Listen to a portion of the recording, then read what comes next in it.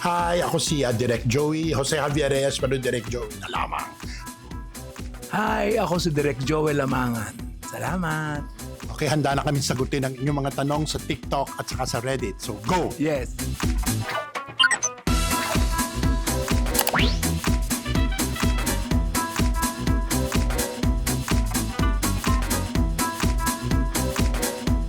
Ba't tinatanong nyo yan? Anong pakialam nyo? Anyway, siyempre meron pa akong isang konsepto, mga isa o dalawang konsepto na gusto kong magawa sa susunod.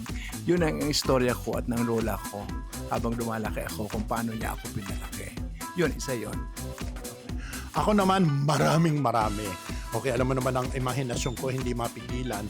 Lalo-lalo na ngayon sa panahon ngayon na hindi ako makagawa ng pelikula dala ng trabaho ko. Pero marami kong gusto. Ang dalawang konsepto. Unang konsepto ko yung ikatlo sa trilogy ng Kasal-Kasali-Kasalo.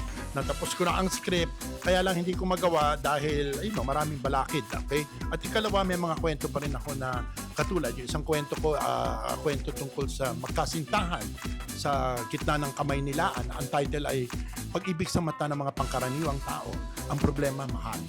Okay, ang alam niya, Joel, ang hirap-hirap kumuha ng producer. Ay, ako meron pa rin isa. Yung panahon ng martial law, kung saan ang isang chairman ng isang kabataang makabayan ay umibig sa isang ahente ng Ay, ang ganda nun. Ang ganda nun. ng ahente ng military.